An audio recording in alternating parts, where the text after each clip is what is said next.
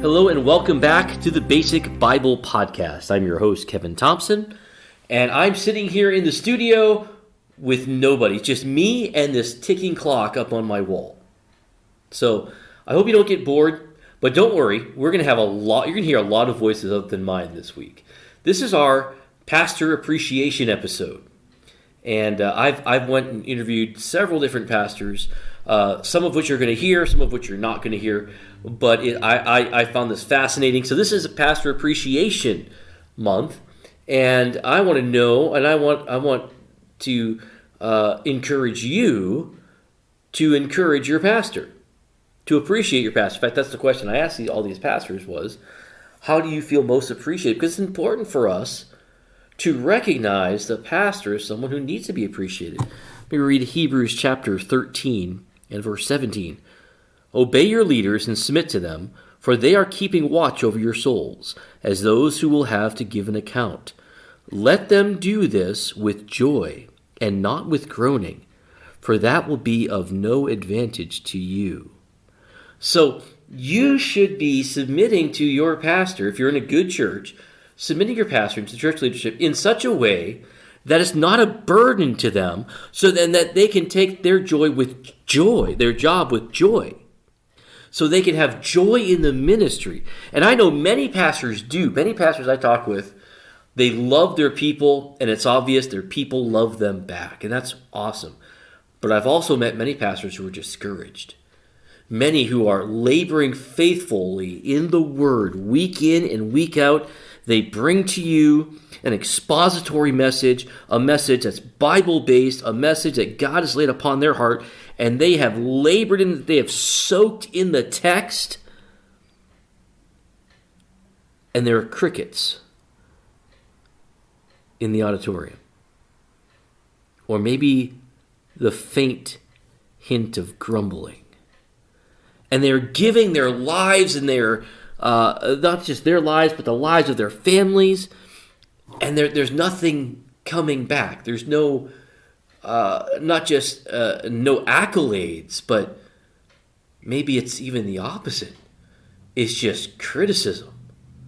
You know, there's the old joke about what did you have for dinner after church? Well, we had roast preacher. You know, that's a reality that a lot of pastors have to face. In fact, Ray Jewell and I are going to record a podcast about that later.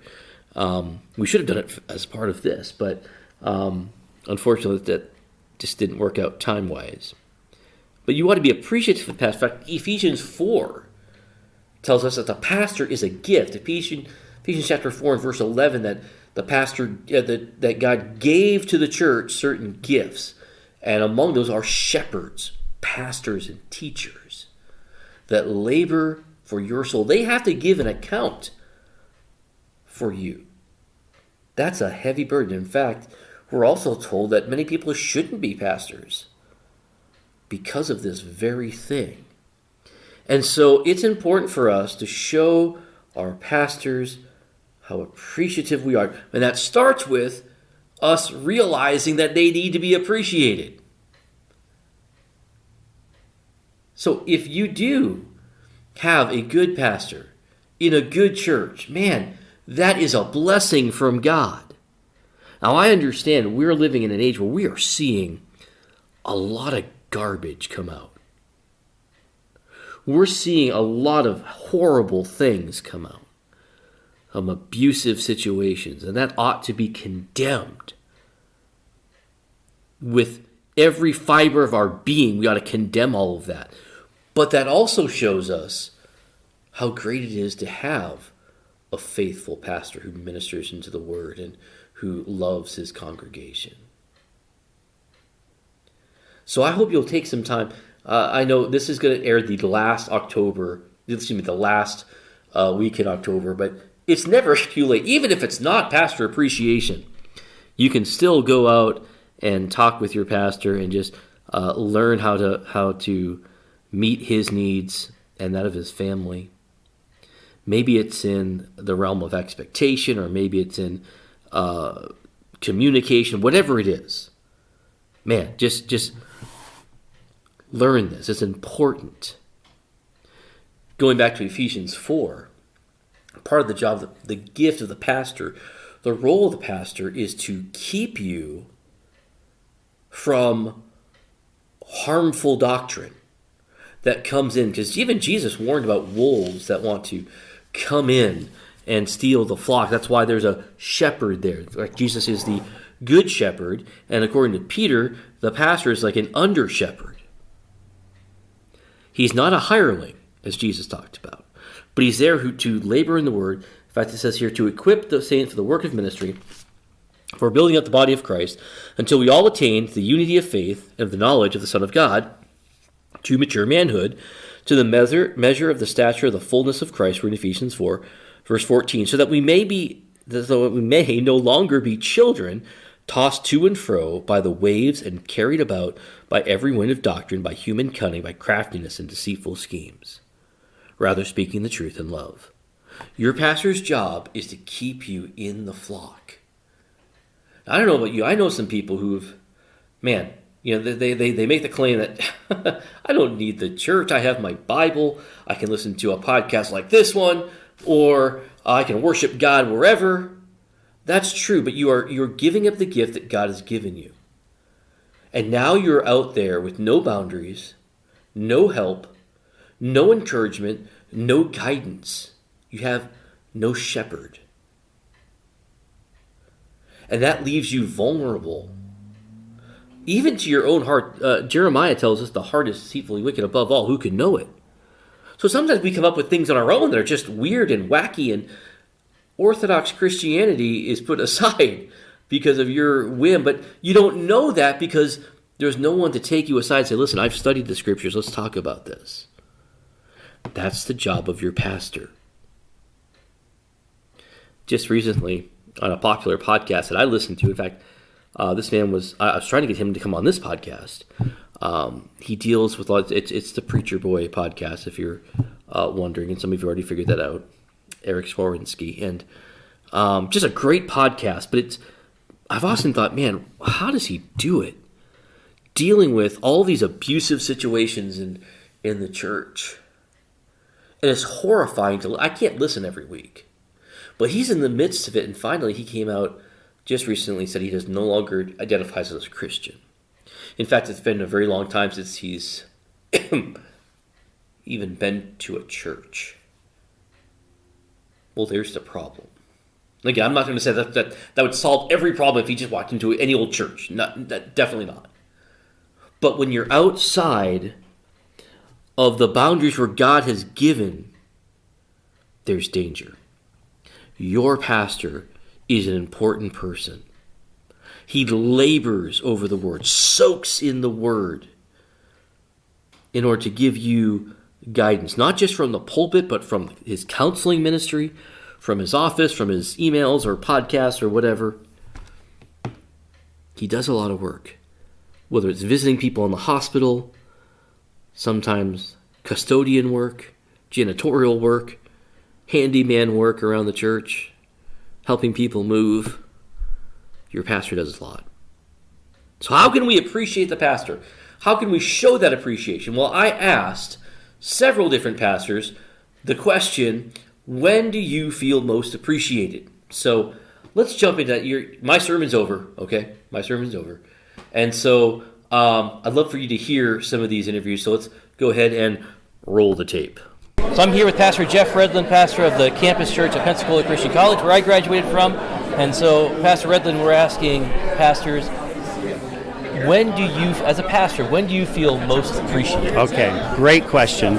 And this is not a pat answer, okay? So I'm going to give you that up front. But quite honestly, when I feel most appreciated is when someone either comes up to me or texts me or jots me a note and says in whatever way they want to communicate it that they are praying for me. That never grows old. For someone to say, hey, I'm praying for you, I just can't tell you what that means. And I don't take it for granted. And every time I hear it, I feel deeply grateful that there are people who would take, their time, because time's this limited commodity, but they would take their time to say, hey, I just want you to know, I'm praying for you. I got a text while I was here just recently. Somebody back home said, "Hey, praying for you," and I'm like, "Wow, I'm grateful." Wow. So that's it right there. When someone says, "Hey, Pastor, praying for you." Awesome. I'm going to ask you one last question, real quick. I didn't even tell you about this, but I'm looking for some advice. Someone finds themselves, I don't know, fishing, maybe on a long pier in Pensacola. Yeah. They're feeling a tug on the line. What's your advice? I'd say walk her down. Okay, I've been thinking about that all day. Okay, I'm standing outside in the parking lot at Faith Community Church in Janesville, and I'm here with discipleship pastor Tim Bales. Hello, everyone. And we are kind of out here looking like we're doing a drug deal or something, which, I don't know, does that happen often here? Not that I'm aware of. All right, so, Tim, our question, we're asking random pastors this, so I'm going to ask you the same question we've asked everybody else so far. As a pastor, when do you feel most appreciated? That's a good question. That's why I asked it. I really appreciate people who write notes of encouragement and give some reasons why or how, my life has touched theirs in some way. But what means most is when people will come up to me and say it in person, look me in the eye, and just let me know how God has touched your life through mine. All right, I'm with Pastor Adam Meyer from Family Worship Center here in Beloit. And so, Pastor Adam, we're asking this question. As a pastor, when do you feel most appreciated? I feel most appreciated when I receive random cards or letters of appreciation. That's probably what ministers to me the most, and the reason why is because life and ministry can be challenging and difficult at times, and during those times when things do get difficult, I keep all those cards and all those letters, and I pull them out, and I read them during those times, and it's a reminder of why I do what I do, and it uplifts my spirit when I remember the stories of lives that were changed in those situations. So that's when I feel most appreciated. And then the bigger question I've got, it's been a while since you've been on this podcast. Have you been shunning us? You haven't invited me. Oh, that's right. Yeah, we usually like good guests. All right, I'm sitting back in our studios. We're not out and about on the street asking random pastors, but I grabbed my co-worker, fellow laborer in the faith, Tim Davila, who is the worship pastor at the Resonate Church in Janesville. So, Tim, I'm asking this question to you as a pastor. You're a worship pastor, but I'm sure you still like to be appreciated. So, when do you feel most appreciated in your job? Well, I think it's interesting that you asked this question during this month because this is Pastor Appreciation Month. Although I think it's nice to have certain times set aside specifically for that, but I think the times I'm most appreciated is just in the daily grind of preparing for music, preparing for what we would consider worship, but the idea of worship is much bigger than just music. Yeah. It's, all incorporating of everything that we do on a Sunday morning, the way we live out our lives, for the glory of God. So I think it's just in the everyday, daily grind. People show appreciation to me, I think, in the best way to be on time to practice, to get there on a Sunday morning, have their hearts already prepared.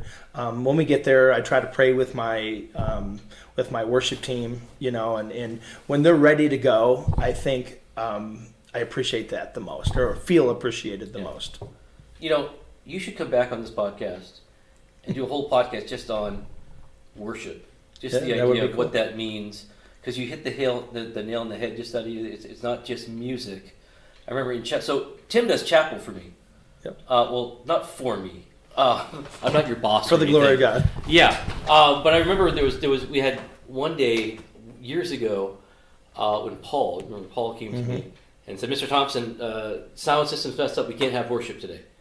And I just remember thinking, "No, we're going to have worship either way." Right. There may not be music, but there's certainly going to be worship. So I'm going to put you on the spot, and we're going to do that sometime. Yeah, let's prepare for it. I'm with Anthony Culver here in my wonderful classroom, filled with students not paying attention or taking notes. And we're asking Anthony, you're the youth pastor at Faith, good night, Family Worship Center here in Beloit. And so our question for you is, as a youth pastor, when do you feel most appreciated? Other than the easy answer of getting gifts and maybe candy or food, during Pastor Appreciation, I do have, it's always nice to come around the corner and see like yummy treats and all that fun stuff.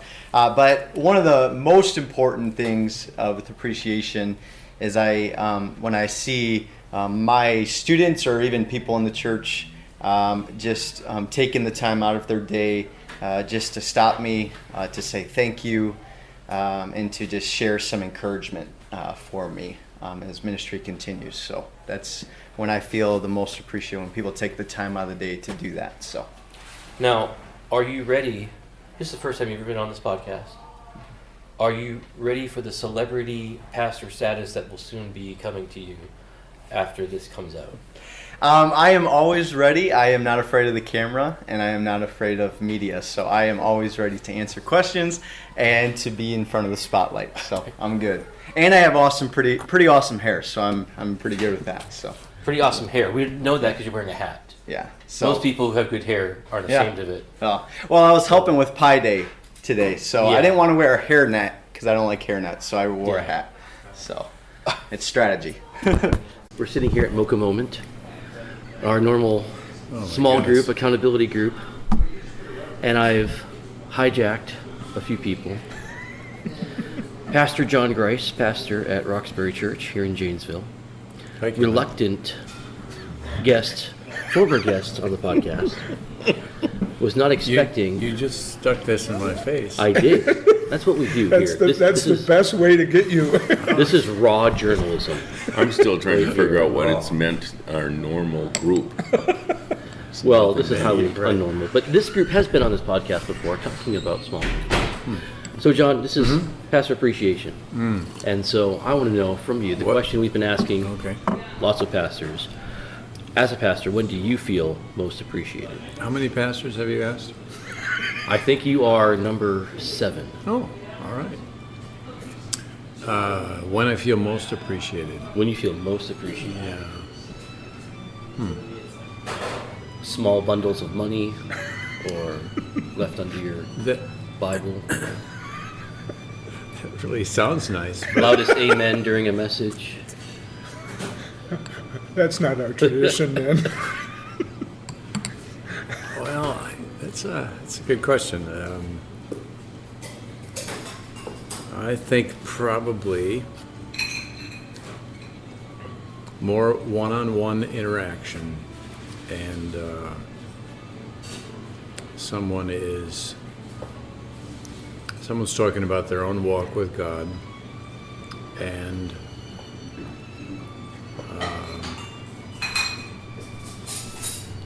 some way in which I factored into that. So,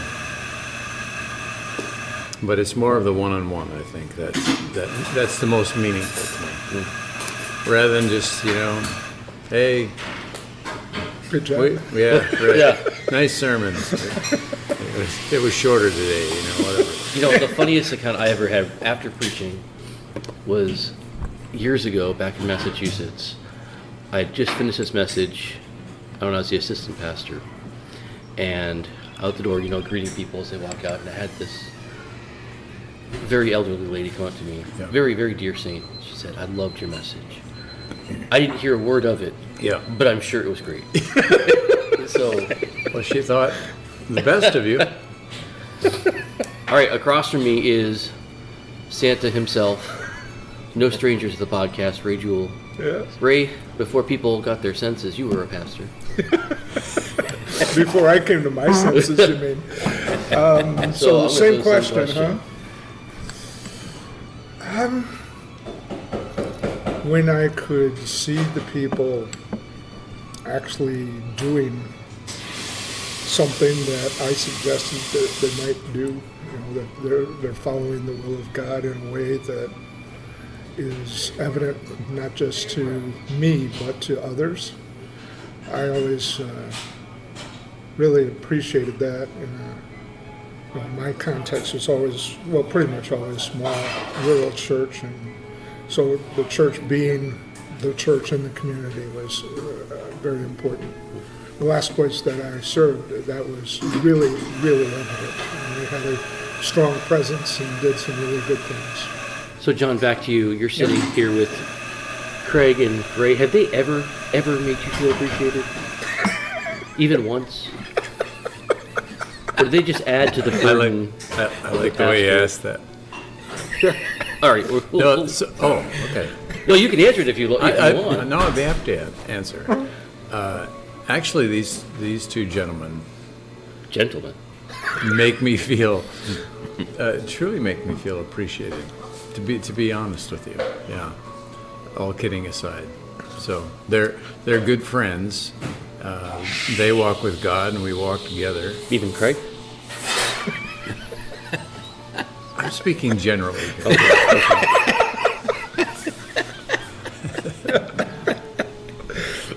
Does that take you by surprise, Craig? No, not at all. Not at all. And laughter is a part of that too. Yeah, so. All right, I'm with Pastor Calvin Swanson here at Berean Baptist Church in Beloit, and it's exciting to be here because you guys are growing. Amen. And you're building onto the building, which is pretty exciting news. And I'm here with Devontae and my son.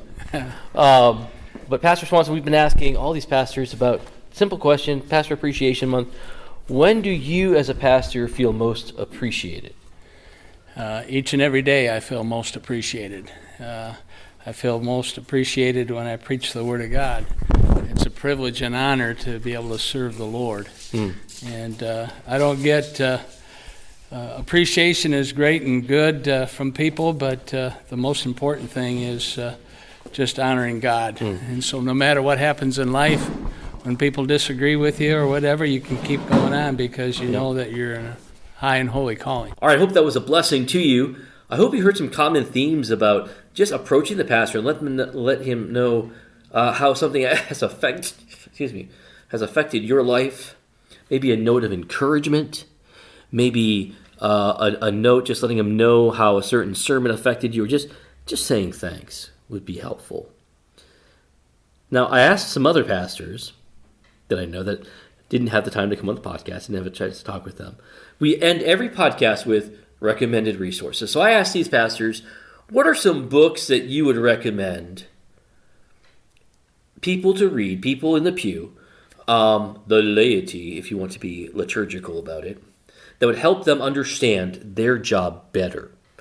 And actually, before I even get to that, though, there were some other comments that these guys made about just the fact that they don't feel even comfortable talking about some of these topics.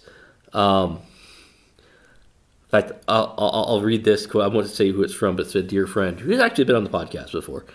I probably don't promote the idea of being appreciative of your pastor enough.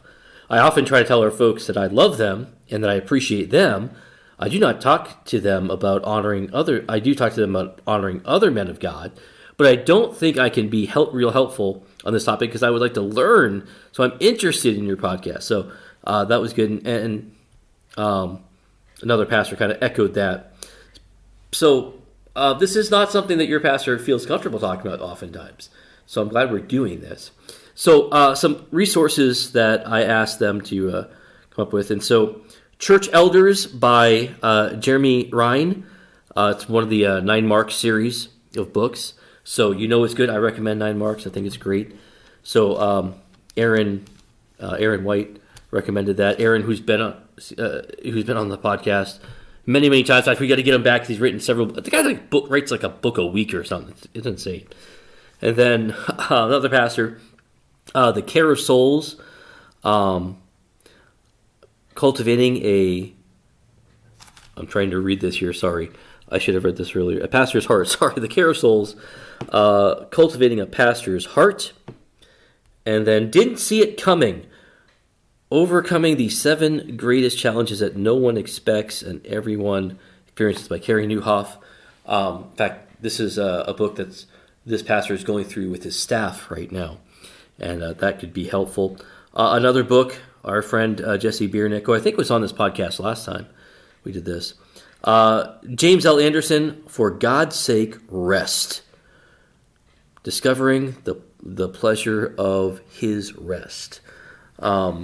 So And he added with that, I know, but if people could understand the unneeded pressure we put on ourselves, this might help. So I'll put those, of course, on our website. So those are recommended books: Church Elders, The Care of Souls, Didn't See It Coming, and For God's Sake, Rest. So I haven't read all those. I have kind of thumbed through Church Elders. It's a really small book. But I'm looking forward to reading through some of these. All right, so that's going to wrap up our podcast today. Now, remember, next week, we don't have a podcast. In fact, the next 4 weeks, we have no podcast. In terms of rest, Pastor Jesse, I'm taking your advice. In the month of November, I'm going to take a break. Doing a weekly podcast can sometimes conflict with family and work needs, and so I'm going to take a break. So no podcast November. And so I'm going to try to update the blog a little more during this week, during this month, and I'll recommend some other podcasts for you. So this is a chance if you can cheat on us this week, this month. Okay, go out and listen to some other podcasts, but make sure you come back in December. We will be back in December, so we already get some podcasts scheduled for then. But take a break in November. I'm going to take a break. You take a break, and we'll be back here in December. So until then, have a great rest of your month or so. And check us out on www.basicbiblepodcast.org, and then on Instagram and Twitter at Basic Bible Cast. And then, of course, check out our Facebook group as well, Basic Bible Podcast.